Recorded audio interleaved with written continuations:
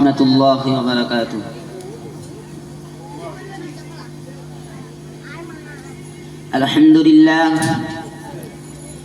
الحمد لله وكفى وسلام على عباده الذين اصطفى. أما بعد، فأعوذ بالله من الشيطان الرجيم. بسم الله الرحمن الرحيم. يا أهل الكتاب لا تغلوا في دينكم ولا تقولوا على الله إلا الحق، أو كما قال عليه الصلاة والسلام: من غسنا فليس منا. صدق الله العظيم. সমস্ত প্রশংসা, সমস্ত গুণগান সেই মহান আল্লাহ রাব্বুল আলামিনের জন্য, যিনি আমাদেরকে দুনিয়াবি কাজ থেকে ফারিগ করে এই মজমার মধ্যে, মজলিসের মধ্যে বসার তৌফিক দান করেছেন। তার জন্য শুকরিয়া স্বরূপ বলি আলহামদুলিল্লাহ। তারপরে পরে শতকোটি শান্তির দ্বারা বর্ষিত হোক আকায়ে নামদার তাজদারে মদিনা আহমদ মুস্তাফা মুহাম্মদ রাসূলুল্লাহ সাল্লাল্লাহু আলাইহি ওয়াসাল্লামের উপরে। সকলে বলি আল্লাহুম্মা আমিন।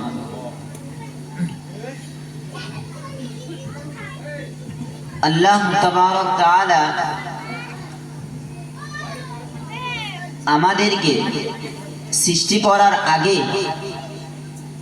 আমাদের রূহগুলো যখন আলমে আরওয়ার মধ্যে ছিল, তখন আল্লাহ রাব্বুল আলামিন সমস্ত রূহকে একটি প্রশ্ন করেছিলেন। যে কি প্রশ্ন? যে আলাস্তু বিরাব্বিকুম।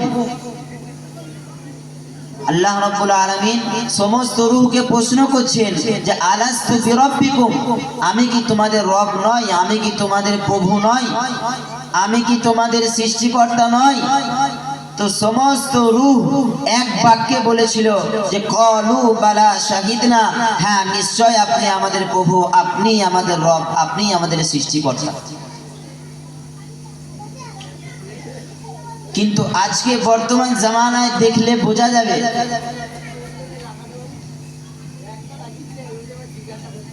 একটা বাচ্চা ছেলে যখন দুনিয়ার মধ্যে ভূমিষ্ঠ হয়, সেই ছেলেটা যখন তার মায়ের কাছে খায়, তখন সেই ছেলেটা ভাবে যে মা আমার রব, কারণ আমার মা আমাকে খাওয়াচ্ছে। তারপরে সেই ছেলেটা কিছুদিন বালেগ হওয়ার পরে সে যখন দেখতে পায় যে না, আমার মা আমার রব নয়, আমার আব্বা আমার রব, আমার আব্বা আমার প্রভু। কেন না, আমার আব্বা বাইরে থেকে রোজগার করে, কাজ করে, খেটে নিয়ে এসে আমার মাকে দেয়, আমার মা সেটা রান্না করে আমাদেরকে খাওয়ায়। তৃতীয়ত, সেই ছেলেটা যখন বড় হয়ে যায়, সে যখন বিবাহ করে ফেলে, সে যখন সংসারটাকে আলাদা করে দেয়, সে যখন আব্বা মা থেকে আলাদা হয়ে যায়, তখন সে বুঝতে পারে, তখন কি করে, সে যখন দেখে যে না, আমাকে নিজেকেই খাটতে হচ্ছে আর নিজেকেই খেতে হচ্ছে। কারণ আমি খাটছি বলে আমি খেতে পাচ্ছি, আমি চাকরি করছি বলে আমি খেতে পাচ্ছি, আমি চাষবাস করছি বলে আমি খেতে পাচ্ছি না, এটা হতেই পারে না। কারণ কালেমার মধ্যে আছে যে লা ইলাহা ইল্লাল্লাহু মুহাম্মাদুর রাসূলুল্লাহ, আল্লাহ ছাড়া কোনো মাবুদ নেই, এবং হযরত মুহাম্মদ মুস্তাফা সাল্লাল্লাহু আলাইহি ওয়াসাল্লাম আল্লাহ তাআলার বান্দা এবং রাসূল। তো এর ভিতরে একটু গেলে বোঝা যাবে যে লা ইলাহা ইল্লাল্লাহ এর মানে হচ্ছে যে যা কিছু হয় আল্লাহ থেকে হয়। কিন্তু আজকে আমরা ভাবছি যে আমি করছি বলে আমি খেতে পাচ্ছি, হিল্লাই রুজি আর বাহানাই মউত। আল্লাহ তাআলা রুজি দেবার আগে কোনো হিল্লা করেন। হিল্লাটা কি না, আমি রাজমিস্ত্রি করি বলে আমি খেতে পাচ্ছি, আমার দোকানের এতে আমি খেতে পাচ্ছি, আমি চাকরি করছে বলে আমি খেতে পাচ্ছি, এটা আমার একটা হিল্লা, এর দ্বারাই আল্লাহ তাআলা আমাকে রুজি দান করছেন।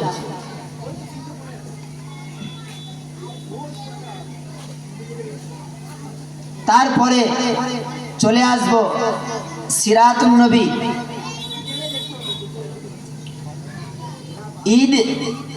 ঈদে মিলাদুন নবী। আল্লাহ নবী সাল্লাল্লাহু আলাইহি ওয়াসাল্লাম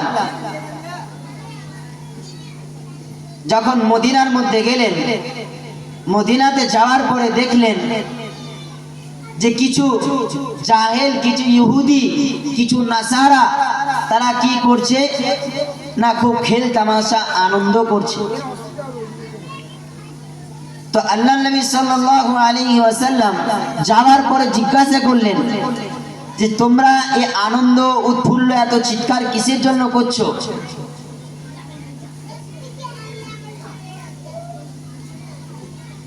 তো তখন তিনারা বললেন, আমরা এটা আজ থেকে করা শুরু করে দিলাম।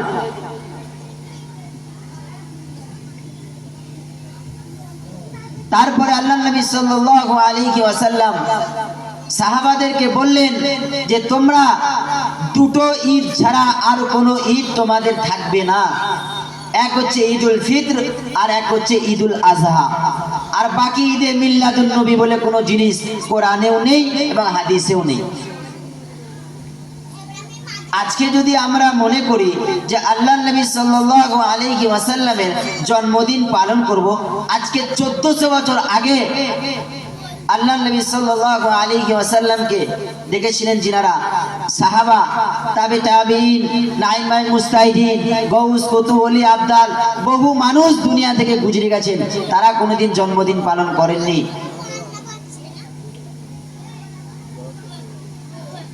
তিনারা সাহাবা হয়েও, তিনারা দুনিয়াতে জান্নাতের সার্টিফিকেট পাওয়ার পরেও আল্লাহর নবীর জন্মদিন কোনোদিন পালন করেননি। কিন্তু আমরা 1400 বছর পরে সেটাকে নিয়ে মাতামাতি করছি, কিন্তু সেটা এখনো কোথাও কোনো হাদিস পাওয়া যায়নি যে কোথায় লেখা আছে।